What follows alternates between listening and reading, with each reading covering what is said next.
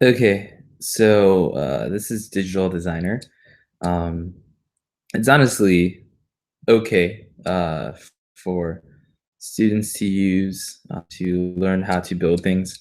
But honestly, I don't see many students spending too much time actually using this. It can be a little hard to learn at first. Things kind of fit together. Kind of like over here where all the pieces are, it can be a little hard to find things sometimes if students don't know what they're called. For example, if you do like tire, some of them show up, but then it only gives you tires. It wouldn't give you like the inner part, and you'd have to look up something else for that. So, but as far as directions go, it's pretty good. Um, but before I do that, I'm just going to explain a little bit of how it works, some things to watch out for.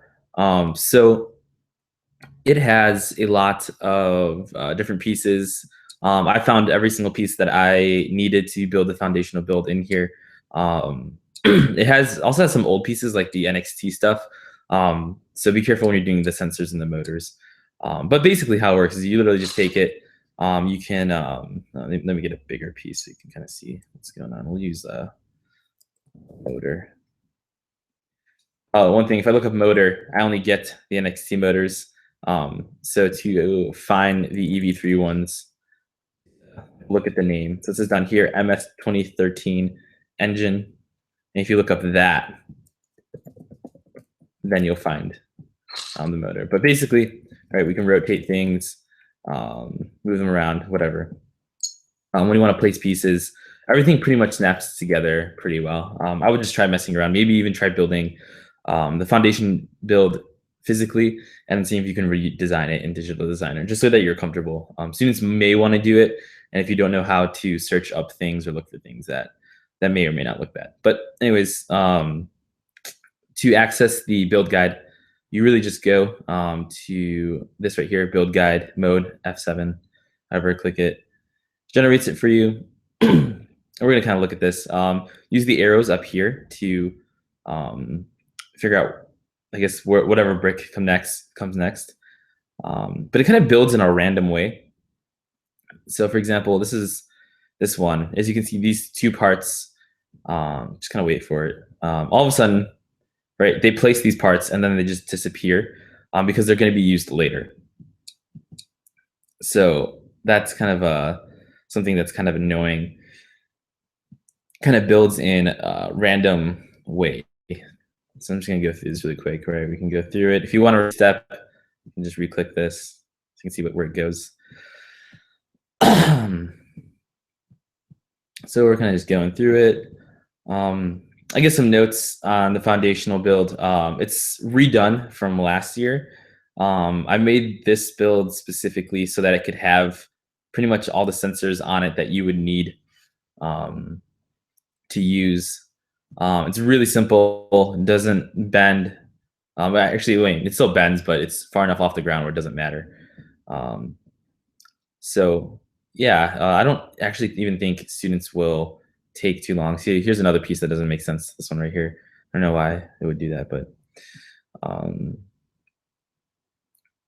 so yeah, I mean, it gets the job done. Students might get confused.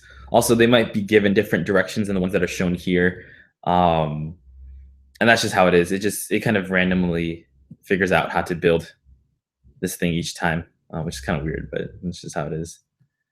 So I'm gonna keep going through. If you notice, there's no ball bearing in there. I wasn't sure where to find that specifically. So, but I mean, you should be fine. As you can see, this part right here, this main chunk of stuff, this is kind of like what connects to the EV3 brick. Yeah. So we'll just keep going. And then all of a sudden it goes from here and then it just, ooh,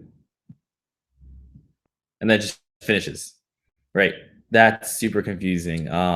If that happens to you, just so you know, there is this piece right here. Let me zoom in on it.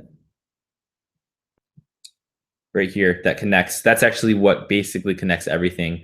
There's a connection point here, connection point here. There's some on the inside. So then there's one, for example, right here. There's another one that's in the inside of right here.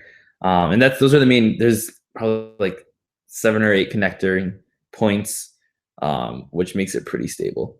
But other than that, I mean, Digital Designer is okay. It's not that great. The push button here, you might want to possibly change. It's really just put there so that you can later on, when you're looking and talking about the sensors, you can um, just utilize it. It is pushed out far enough, but when you actually have all the wires and stuff connected, it doesn't do much, and that's because it's blocked by the wires, so that kind of stinks. But kids will be able to find things out about it. The motor here is also pretty useless, but it's more just again to show kids when you're going through the sensors what it can do. Yeah. So other than that, I think that is it. So yeah, if you ever have any questions, just email me. Um, yeah, but I really don't see you guys spending too much time on this.